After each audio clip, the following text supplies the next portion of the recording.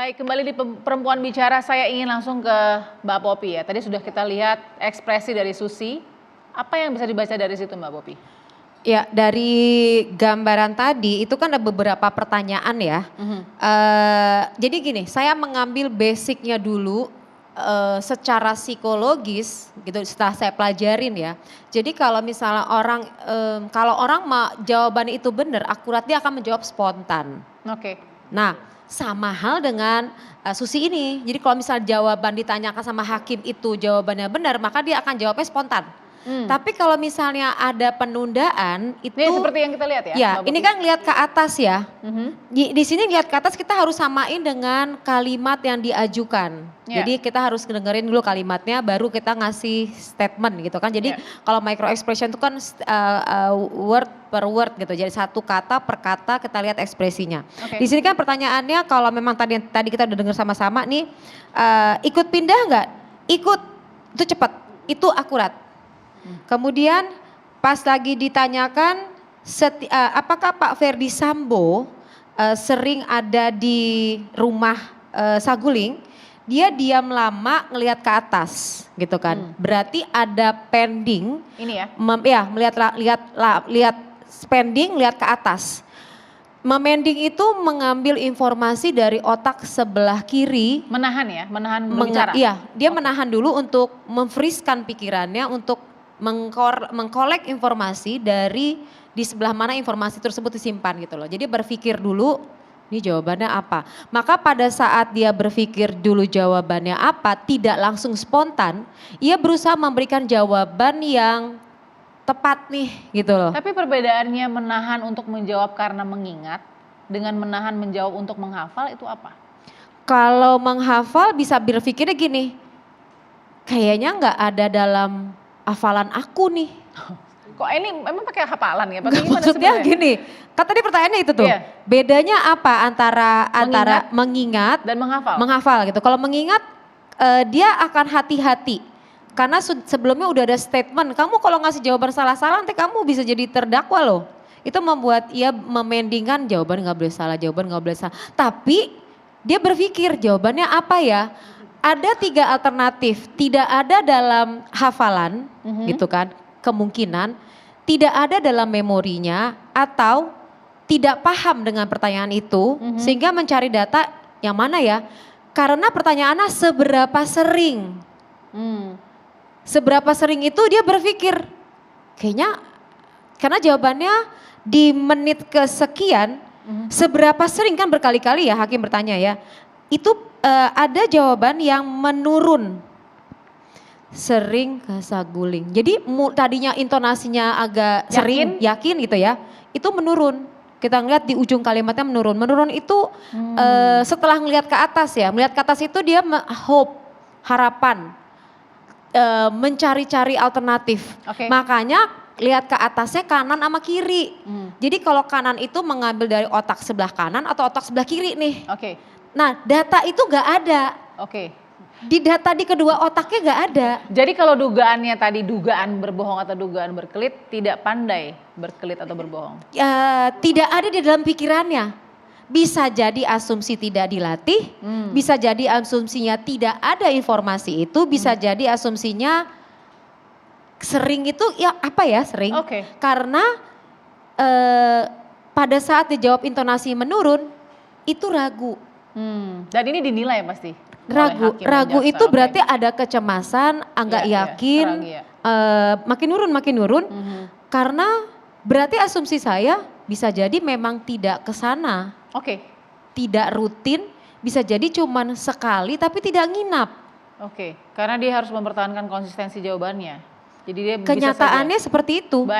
Berarti kenyataan memang dia tidak menyediakan makan pagi, dia memang tidak ada kejadian itu karena di kepalanya tidak ada informasi ngasih makanan itu. Makanya dia nyari-nyari informasi nggak dapat di kepalanya. Jawabannya dugaannya tidak yakin ya jadinya? Iya tidak yakin. Berarti memang Pak Ferdi Sambo tidak ada di sana kemungkinan besarnya.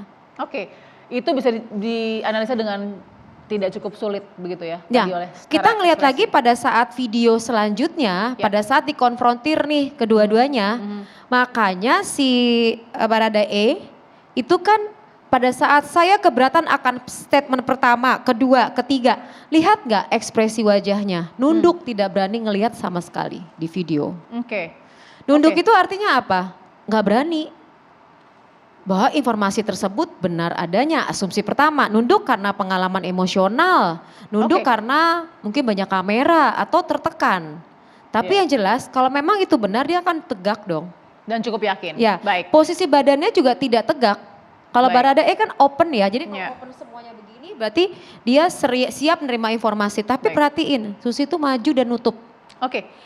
Oke, saya mau ke Ibu Susi nih, karena tadi mohon maaf. Ibu Susi. Iya benar, ke Ibu Susi. Saya mau ke Ibu Susi, karena ini tadi menyambung dari Mbak Popi ya.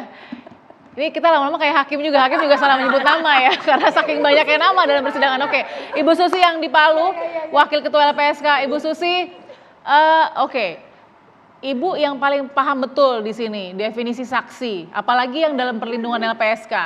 Tapi saksi-saksi yang dihadirkan untuk pihak terdakwa begitu ya, yang dilihat dari Ibu Susi secara general, mereka saksi yang seperti apa? Silakan Bu. Yang pertama, saya masih ada kejanggalan ya soal saksi-saksi yang dihadirkan tuh. Hari Senin yang lalu misalnya itu kan sidangnya Baradae bersama dengan Ricky Rizal dan Kuat Ma'ruf ya. Nah itu kan kompak tuh, mereka tidak hadir tuh, tidak ada satupun yang hadir. Yang hadir hanya provider dari XL, terus kemudian driver ambulan, terus petugas PCR. Nah sementara itu semua nggak hadir, itu ada apa gitu ya. Terus kemudian berkali-kali kalau kita mengikuti persidangan ini, saksi-saksi ART ini berkali-kali juga berkelit-kelit dan bahkan hakim juga menyatakan jangan bohong. Jadi bukan kita nih yang ngomong, jadi langsung majelis hakim yang menyampaikan. Jadi masih banyak kejanggalan-kejanggalan yang saya ragukan, bahkan terakhir ketika tadi ya ada cuplikan sebelumnya juga saya kemarin ya kalau nggak salah saya lihat juga cuplikan tersebut bahwa kalau ditanya sama pengacara penasihat hukum cepat sekali gitu ya, tapi giliran oleh jaksa sama hakim lambat gitu. Nah ini yang menurut saya ada apa? Saya juga patut curiga sih sebenarnya mereka ini ada apa gitu? Adakah settingan tertentu berkaitan dengan itu gitu ya? Berkaitan dengan kesaksian-kesaksian yang dibangun gitu. Ibu Susi, jadi kalau ini sederhananya kalau menurut Ibu Susi saksi-saksi ini layak nggak ada di dalam persidangan itu? Karena banyak ini ya diduga berbohong dan berkelit ya. Layak tidak mereka di persidangan itu? Nah kan mereka aja di BAP, salah satu hal problemnya kan sudah ada di BAP. Yang kedua kalau bagi kami ya kalau dia tidak punya etikat untuk mengungkap kejahatan, ya kalau bagi LPSK nggak mungkin kita lindungi dan nggak layak sebenarnya karena kita tidak melihat kevalitan dari fakta-fakta dari kesaksian atau keterangan yang disampaikan oleh para ART ini gitu, yang cenderung malah mengaburkan kejahatan yang ada, fakta-fakta yang ada sepertinya seperti itu. Ukuran Ibu Susi ya dari LPSK ya menilai saksi di garis manakah yang memang harus diberikan perlindungan begitu? Kan ini agak sulit ya Ibu Susi. Kalau kita lihat Eliezer misalnya dengan cukup confidence dia membantah beberapa pernyataan dari atau kesaksian dari ART, Verdi Sambo dan Putri Chandrawati. Tapi bagi Ibu Susi sendiri, bagaimana menarik garis mana saksi yang harus dilindungi dan tidak? Yang pertama itu kan saksi-saksi ini ya mau mengungkap kejahatan itu aja yang pertama. Dengan itikat baik. Kalau tidak ada itikat baik ya nggak mungkin fakta-fakta yang diketahui, yang dirasakan, yang dialami, yang dilihat dan didengar secara langsung oleh saksi tidak akan terungkap. Itu sebabnya kita juga memberikan perlindungan juga kita pilih-pilih, nggak semua saksi yang kita lindungi itu tidak semua saksi dapat kita lindungi. Nah kalau dia mau mengaburkan ini ya mengaburkan informasi, keterangan, fakta ya nggak bakal kita akan berikan perlindungan gitu. Nah sebenarnya dulu pertama-tama ya kasus ini muncul kita juga menyampaikan kalau memang ada kebutuhan, pada saat itu saya hadir di rumahnya Bu PC ya, saya sampaikan bahwa kalau memang ada saksi-saksi lain yang butuh dilindungi kami siap gitu ya. Nah ini tidak muncul baik Pak Kuat ya pada saat itu Kuat Ma'ruf juga sebenarnya kan masuk dalam jaringan di peristiwa yang ada pada saat itu, yang ada apa yang berkembang ya, informasi yang berkembang soal peristiwa itu ada Kuat Ma'ruf. Nah itu kan harapannya Kuat Ma'ruf, terus kemudian Susi dan sebagainya itu masuk apa bisa kami lindungi kalau memang benar-benar ya memang mereka dalam kondisi terancam, terus kemudian berkomitmen dan punya etikat baik, tetapi nyatanya juga tidak ada apa permohonan perlindungan itu kepada kami.